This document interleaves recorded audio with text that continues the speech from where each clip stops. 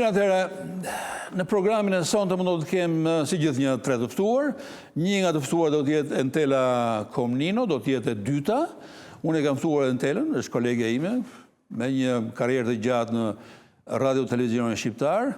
E kam ftuar sepse unë ngacmova nga një shkrim i saj, më ranë në dorë, një shkrim mbi historinë e transmetimit televiziv shqiptar. Edhe unë nuk e dija, ishte një fakt që më kapi mbevasi. Ne kemi 65 vjet tradit të transmetimit televiziv shqiptar. Alamet historie, alamet tradite. Do të flasim për këtë gjë me Entela Komninon, edhe mbi botën televizive shqiptare sot. Pastaj do të kemë të ftuar i parë do të jetë Ridvan Peshkëpia, të cilin e kam rikapur sepse më humbi nga sytë nga radari për disa javë. Me Ridvan Peshkëpin do të flasim për demokracinë që është në krizë. Unë mendoj që është në krizë, ai mendoj që është në krizë, dhe do të flasim për këtë temë. Nuk e di nëse do të mundim ta ezaurojmë brenda 30 minutave të para, ndoshta do na duhet të flasim edhe në emisionet e tjera, por sidoqoftë kjo do të jetë tema. Do të kemi pastaj të ftuar edhe Kastriot Qipi, që është i ftuar i imi i përhershëm dhe me cilin do të diskutojmë lidhur me konfliktin Hamas-Izrael. Kjo do të jetë përmbajtja e Arnaudistanit për sonte. Me njërë pas siglës.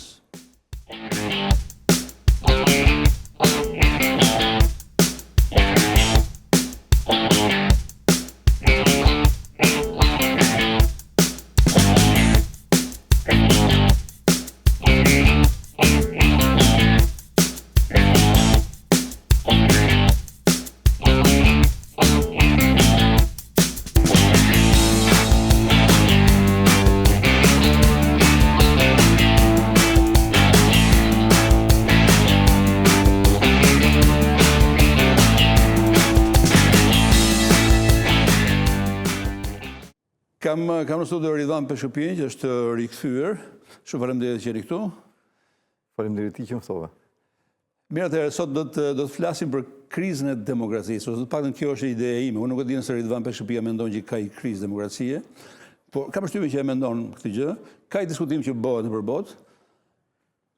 Pyetja e parë, ti mendon që ka krizë demokracisë? Ka një krizë të thellë demokracisë.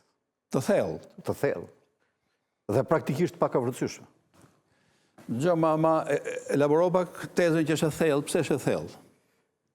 Pse sot sistemet demokratike janë duke legjisluar apo duke krijuar ligje apo akte administrative që shkojnë kundër parimeve të shenjta të demokracisë. Për shembull? Po filloi që nga vitet 2000, që nga mesi i dekadës së parë të këtij shekulli ose fundi i dekadës së parë të këtij shekulli kur në Austri, për shembull, u zgjodh një parti populiste e krahut djathtë dhe me vullnet të lirë, me vota të lira, dhe partitë të tjera e bënë ndërtimin e qeverisë me të. Çka ishte bojkotuan vullnetin e popullit. A themi që sistemi demokratik qëndron mbi votën e lirë dhe është vullneti i popullit, ai është sovrani. Në momentin kur ti nuk i bindesh vullnetit të tij, ti ke problem me sistemin tënd, i cili i dha zë vullnetit të këtij populli. Po pastaj filluan këto ligjet e tjera të llojit të... Ti mendon që është një parti që ka marrë një masë të konsiderueshme votash, por që nuk ka marrë shumicën e deputetëve në parlament, ajo duhet konsideruar dhe duhet jetë pjesë e qeverisë? Pse është e thënë? Jo, nuk është e thënë, por që në momentin kur ti e bojkoton atë në formë parimore, jo në formë matematikore. Që ata thanë, ne nuk bëjmë. Ajo ishte parti që kishte shumicën. Në momentin kur ti i kundërvihesh vullnetit të shumicës së zgjedhësve, ti je kundër parimeve të sistemit tonë. Sistemi yt është sistemi i zgjedhësit. Po kjo ka ndodhur gjithmonë. Nuk është ka ndodhur kohët e fundit. Partive të majta, ekstremi marksist dhe leninist në Europë është gjithmonë është mbajtur larg sido që kanë pas vota në Itali. Kanë pasur shumë pak vota, kanë qenë të parëndësishme. Jo, Partia Komuniste në Itali dhe në Francë ka qenë të rëndësishme. Ajo ka marrë pjesë, Partia Komuniste në Itali ka qenë gjithmonë pjesë e koalicioneve. Gjithmonë, jo, po vazhdimisht. Jo gjithmonë, po vazhdimisht. Ajo s'ka qenë përjashtuar ndonjëherë nga koalicionet se ka qenë komuniste. Është bërë rrethana të caktuara për një konveniencë, për ndryshe alternativa tjetër do të ishte një lloj destabiliteti, por në princip ato parti janë mbajtur larg, si një infekcion, si një virus, partitë e majta. Nuk janë mbajtur larg si një infekcion, si një virus. Shpeshherë ato kanë qëndruar larg dhe s'kanë pranuar të bjen pjesë e qeverive, ndërkohë që shpeshherë ato janë bërë pjesë e qeverive, kanë qenë pjesë të koalicioneve. Ti sot cilin vend konsideron, le themi, demokracinë në ujnë se sa të tjerat, nëse ka ndonjë vend? Një vend ku këto principe për cilat ti flet dhe cilat i kenë mendje, po do flasim edhe më gjatë në vijim. Ne po hedhim një rrjet shumë të gjerë në konceptin demokracie. Në fakt, ajo për cilën ne po synuam të flasim dhe nënkuptuam, është fjala për demokracinë liberale. Se demokracia është dhe Kina, por është demokracia llojit vet. Edhe atje njerëzit votojnë, por ka kufizimet e veta, nuk është demokraci liberale. Edhe Rusia është demokraci, po s'është demokraci liberale. Ne po flasim për demokracinë liberale. Ajo është në krizë. Të demokracitë e tjera po kanë sukses, po i administrojnë shumë mirë vendet e tyre. Edhe pse Kina, unë nuk besoj se me ndonjë lloj standardi mund të konsiderohet demokraci. Ajo është demokracia e llojit vet, sa kohë që njerëzit shkojnë votojnë brenda kufizimeve të tyre ose brenda modelit të tyre, ata asnjëherë nuk thonë që ne jemi demokraci liberale, por ata janë një demokraci e llojit vet. Jo, nuk rasti që thonë ata, ne kemi një standard.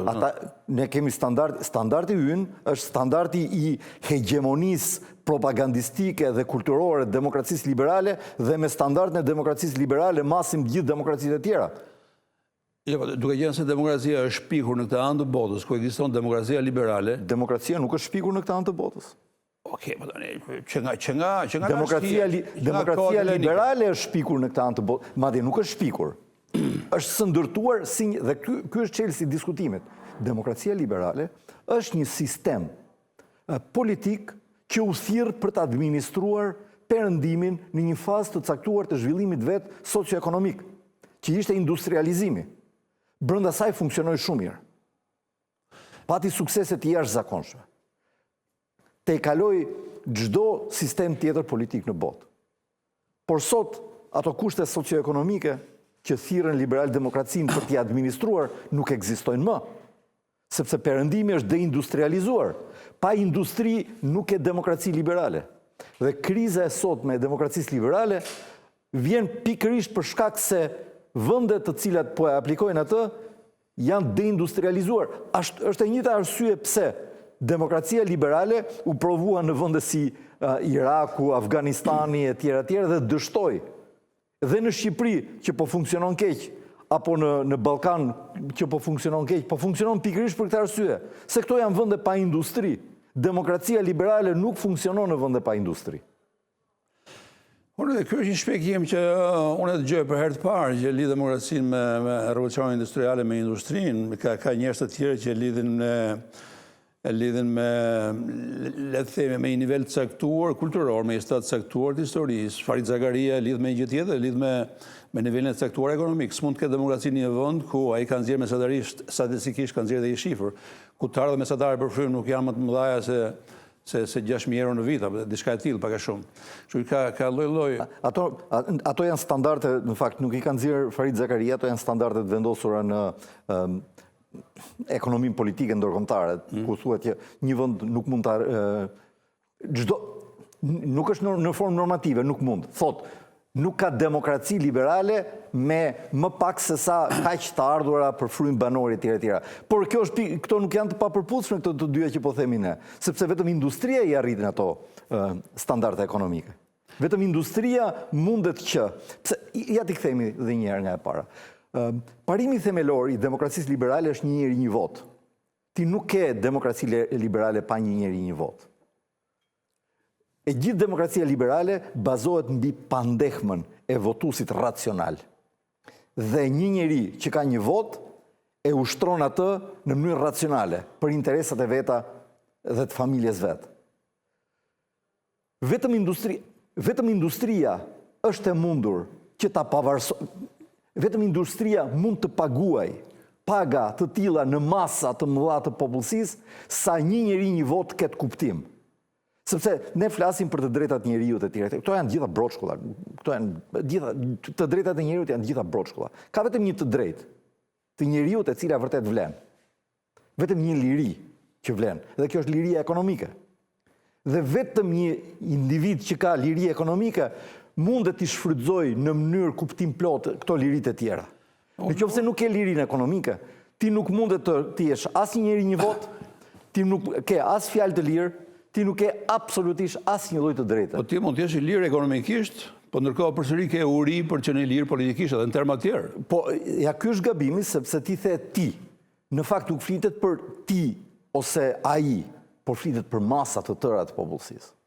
Vetëm industria pavarëson ekonomikisht masa të tilla të gjëra të popullsisë, sa krijohet ajo që quhet shtresa e mesme, njerëz të cilët janë të lirë ekonomikisht dhe të cilët mund të shfrytëzojnë në mënyrë racionale votën e tyre.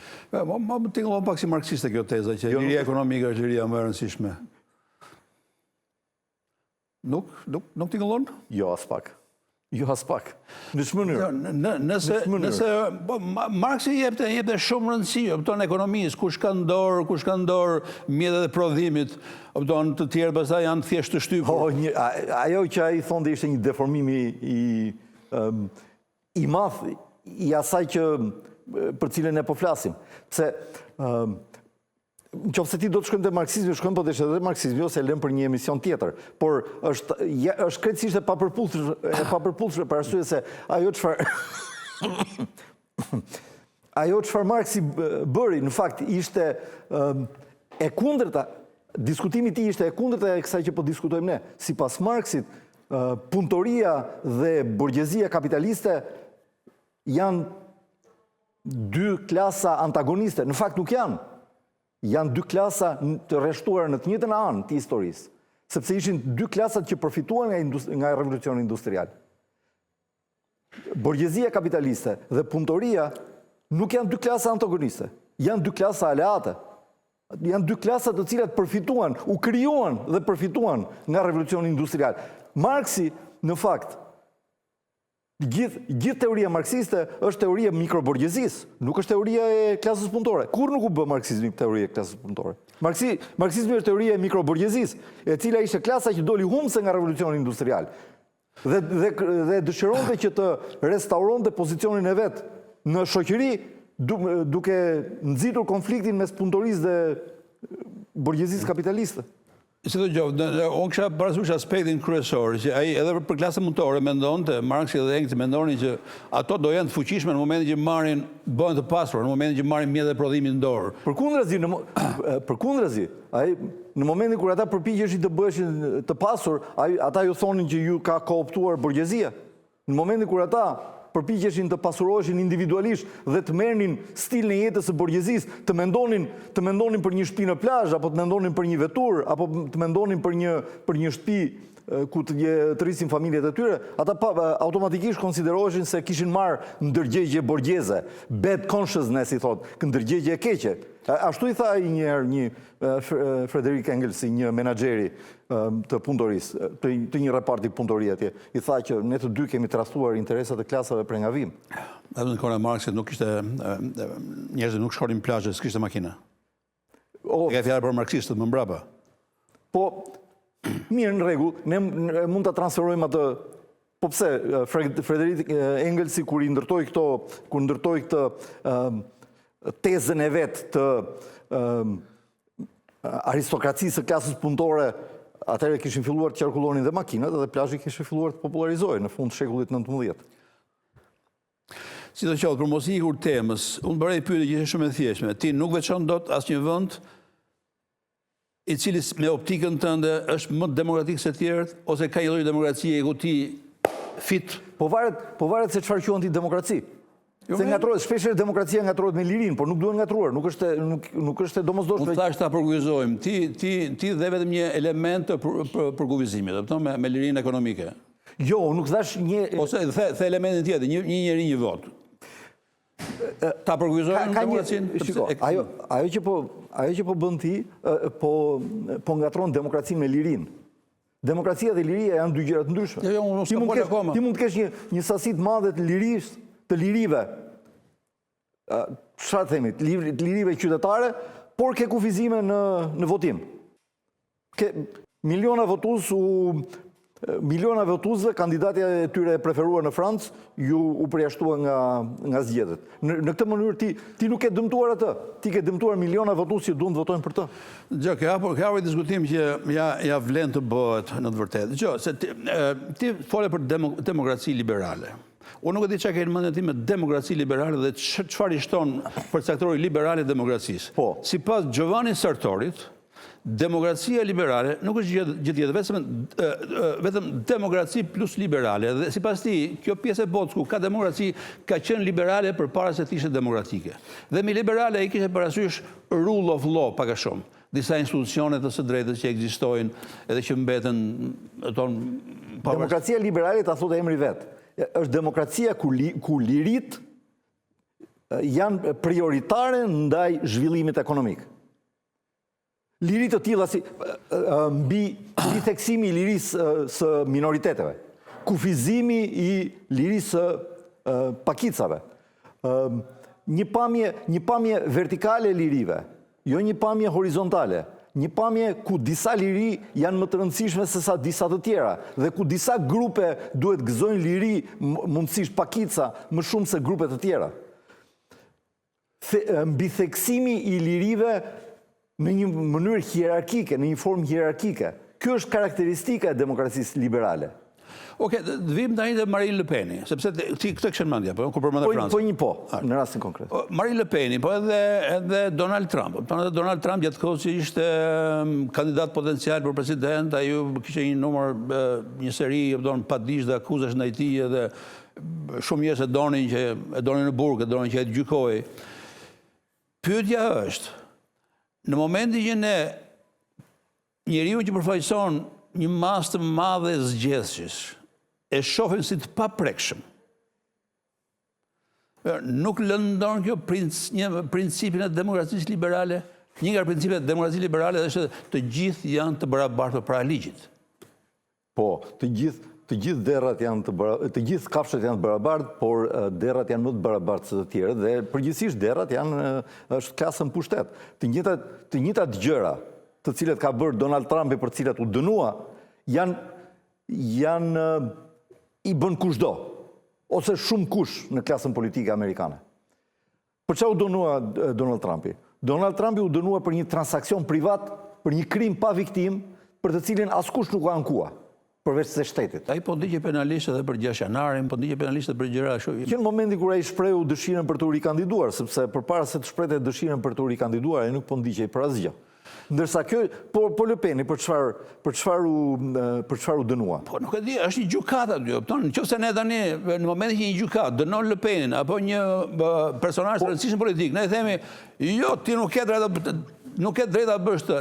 Ti ke dëmtuar rënd, besueshmërinë të gjykatat, dhe kjo është e rëndësishme. Po, sepse gjykatat janë futur në këto vlerat e shenjta të demokracisë. Dhe harrojmë që në fakt gjykatat janë thjesht pjesë e një sistemi politik e cila reagon kundër gjithë kujt që kërcënon atë sistem politik. Ky besim i verbër te këto gjykata të paanshme e tjera, kjo është absurd. Jo, nuk është besim i verbër, Ridvan. Është një besim pa cilën nuk funksionon asgjë. Gjykatat janë pjesë e sistemit politik i cili po kërcënohet dhe ato janë mjete me të cilët sistemi politik i kundërvihet kërcënimit që ai po pson. Demokracia liberale është mbajtur gjallë edhe në saj të principit, po e them unë tani, gjykatat edhe kur gabojnë kanë të drejtë, duan respektuar, se në momentin që ti thua jo, ke gabuar, di unë që ke gabuar, që në momentin kur je duhet mbjell konfuzion. Që në momentin kur sistemet politike fillojnë flasin për parime, ato kanë dëshmuar dobësinë e tyre. Që në momentin kur ti thua dhe barë do të ham dhe parimet nuk i shkelim, ti ke dëshmuar dobësinë tënde, nuk po i qëndron dot. Pse po ndodhin tani këto? Pse s'ndodhin 20-30 vite më parë? Pse demokracia liberale 20-30 vite më parë ishte abit, ishte në kulmin e fuqisë vet, kishte fituar luftë në ftohtë, s'donte dinte ajo, nuk censuronte ajo politikan kundërshtar, nuk censuronte ajo fjalë lirë, ishte në kulmin e fuqisë vet, ishte e gatshme të diskutonte idetë e saj në sheshin publik. Se një sharlatan i saj pati shkruar edhe një libër, Fundi i historisë, ku thonte ai ishte shenja e parë që po shkonte drejt dështimit. Kur Francis Fukuyama shkroi edhe librin e tij famkeq, Fundi i historisë dhe njeriu i fundit, ku shpalte se demokracia liberale triumfoi në jetëve tani dhe në të ardhmen do ketë luftra, por nuk do ketë më luftra ideologjike etj. Nuk kaluan as 25 vite nga broçkullat e tij dhe sot ne ne flasim për krizën e demokracisë liberale dhe shenjat janë hapur kudo gjithandej. Ti e do demokracinë? Unë e dua demokracinë, po jo demokracinë liberale. Arsyeja pse nuk e dua, nuk është puna se unë nuk dua demokracinë liberale. Unë nuk kam, se sistemet nuk janë çështje, dhe përgjigjja ime më parë ndoshta ishte e nxituar dhe e gabuar. Sistemet politike janë mjete. Është si thua, ti e do lopatën, por lopata është një mjet. Ashtu është edhe demokracia, një mjet administrimi. Unë e dua atë në momentin kur ajo funksionon dhe nuk e dua në momentin kur nuk funksionon. Demokracia nuk është që u bë liberale këto vitet e fundit. Jo. Ka dekada të tëra që është demokracia liberale. Por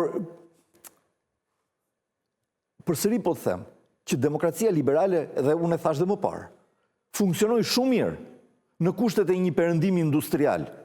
Tani që perëndimi është deindustrializuar, kjo nuk funksionon më. Dhe duhet modifikuar demokracia liberale? Duhet bërë i liberale, të pëlqen Putinit, pëlqen Rusia e Putinit?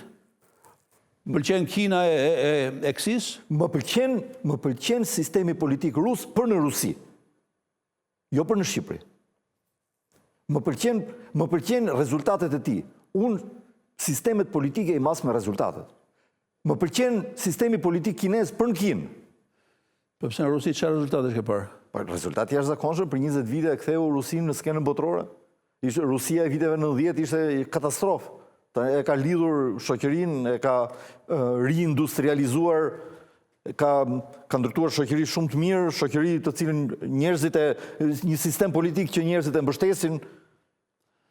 Unë nuk kuptoj të suksesin e Rusisë. Rusia është një nga vendet më të pasura të botës. Aty ke të gjitha, që nga Floriri deri tek Floriri nën tokë, që është nafta, tek gazi, të gjitha, ndërkohë GDP-ja e Rusisë sot, sido që është një vend i madh në terma territorial, sido që është një vend, le të themi, 3 fishi i Italisë apo i Francës apo i Gjermanisë në terma të popullsisë, 2 fishi le të themi, në terma të popullsisë. Nuk ka GDP-n e Gjermanisë, sepse ata nuk e masin zhvillimin e tyre me para. E masin në shumë aspekte të tjera. E masin, për shumë, një nga elementet me cilët ata masin suksesin e tyre dhe ju lumt. Është kohezioni social. Nuk kanë mbledhur ata bërllogën e botës në formë të emigracionit të paligjshëm në vendin e tyre. Tregoj një sistem politik që kohezioni social të garanton 1000 herë më mirë se Rusia. Është diktatura e Enver Hoxhës.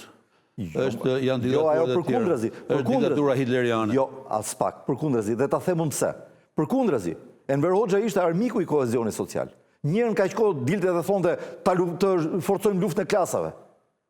Ky ishte thirrje hapur për të shkatruar kohezionin social. Okej, po 90% e popullsisë mbetej e pa prekur prej le themi në rrethanat komuniste. E gjithë popullsia prekej sepse e gjithë popullsia jetonte nën terrorin e çfarë do thot luftë klasash, në cilën klasë jam unë. Sepse ai të ndante aty se në cilën klasë je. Unë po bëj avokatën e djallit, sepse unë po shoh një lloj simpatie ndaj regjimeve jo liberale, edhe nga regjimet jo liberale, për të shkuar te demokracia diktatura duhet shumë pak, është një fije që nda. Jo, përsëri të thash që unë nuk jam, si thosh, unë nuk kam simpatira ose antipatira. Unë vetëm gjykoj për rezultatin e një sistemi politik. Dhe në vendin e duhur, demokracia liberale sjell katastrofa qeverisje, dhe në vendin e duhur, demokracia iliberale sjell rezultate të jashtëzakonshme. Le të marrim Kilin. Unë e admiroj Pinochetin. Ai ka qenë një udhëheqës i ndritur. Në 15 vite qeverisje, ai mori një vend të falimentuar dhe e shndroi në atë që u bë i vetmi vend që konsideroi i botës parë në Amerikën Latine. Me fjalë, nëse Enver Hoxha në terma ekonomik do të ishte punë madh, do kishte bërë gjëra dhe Shqipëria do ishte e pasur, nuk ka rëndësi, nëse Enver Hoxha do vriste, do sakatonte njerëz. Nuk është e mundur që ai duke vrarë dhe sakatuar njerëzit të arrijë suksese. Apo ti do dalësh te Pinocheti. Po, çfarë bëri Pinocheti? Në një vend me 15 milion shtypi një revolucion bolshevik me 2000 viktima. Asnjëri s'ka numëruar dot më shumë se 2000 viktima. Shumica e këtyre viktimave, shumica e këtyre viktimave të Pinochetit nuk ishin as shtetas kilien, ishin revolucionar, ishin republikan spanjoll që kishin shkuar atje kishin shkuar në Kili për të eksportuar revolucionin që dështojnë në momentin që dhuna arbitrare dhe një regjim arbitrar provokon një viktim, qoftë dhe një viktim të vetëm të pafajshme, ai regjim mbetet për të rrëzuar. Se pse një? Atëherë ne do të mbeteshim pa asnjë sistem politik në botë, se çdo sistem politik e bën këtë. Çdo sistem politik ushtron dhunë arbitrare.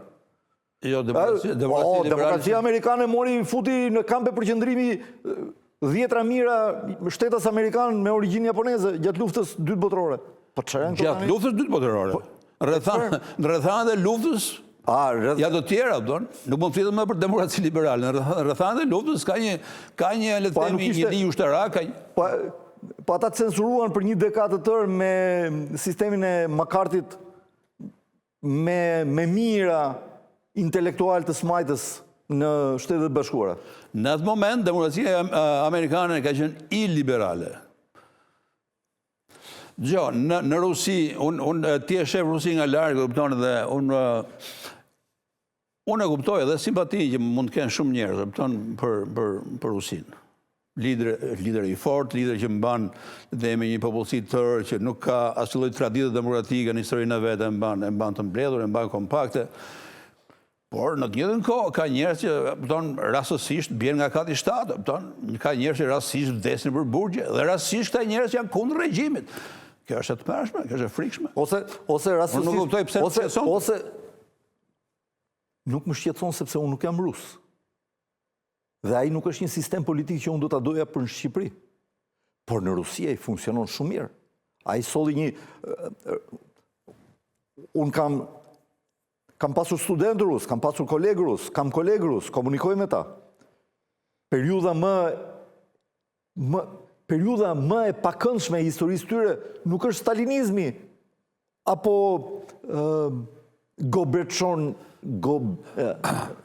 Gorbačovianizmi apo brezhnevizmi. Është jelcinizmi. Periudha e tyre viteve 90 ishte periudha e poshtrimit të tyre.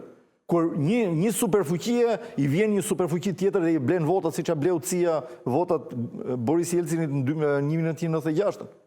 Që është një fakt i njohur të cilin vetë amerikanët e pranojnë. Se nuk e kuptoj unë, nuk kam ditur.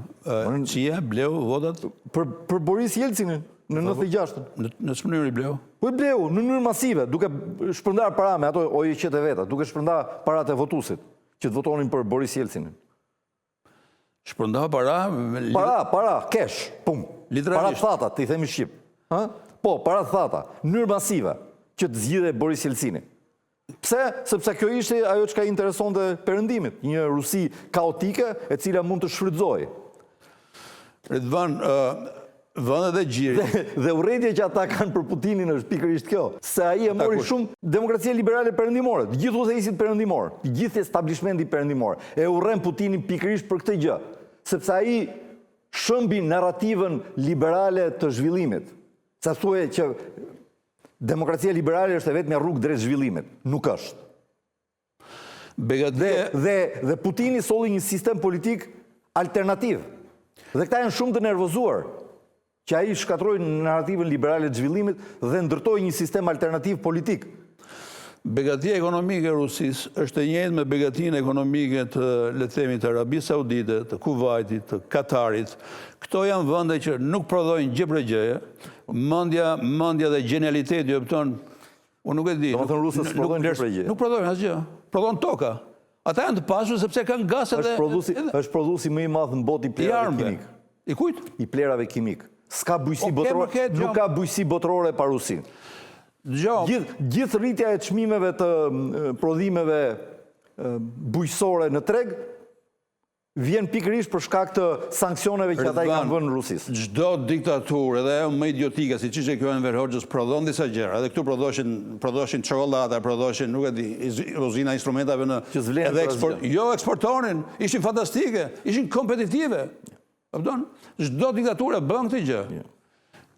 Rusia është thjesht një vend që është i pasur sot dhe do ishte i pasur me çdo lider tjetër, sepse ka pasuri të jashtëzakonshme. Ja. Rusia i ka pasur ato pasuri të jashtëzakonshme edhe gjatë komunizmit, por ata mbanin radhë pafund për ato prodhime të cilat ishin pasuria e vendit të tyre. Okej, komunizmi ishte tjetër gjë, unë po flas për sot. Rusia i ka pasur ato pasuri edhe gjatë carizmit. Dhe masat të tëra jetonin varfëri ekstreme. Gjatë komunizmit bota nuk është se kishte këtë nevojë që ka sot për gazi dhe naftën e Rusisë. Kjo nevojë u bë dramatike në këto kohë moderne, ku ka me miliarda makina, ku çdo shtëpi duhet ngrohur. Pasuria e Rusisë nuk është gazi dhe nafta, është dashuria e rusëve për vendin e tyre. Dashuria e rusëve për Vladimir Putinin. Për vendin e tyre. Duhet ta mbyllim këtu, do të vazhdojmë me Ridvanin herën tjetër, do vazhdojmë herën tjetër, po? Patjetër. Okej, ishte kënaqësi që të pata sonte. Gjithashtu. Mirë atëherë, do shihemi më njëherë pas publicitetit me një ftuar tjetër.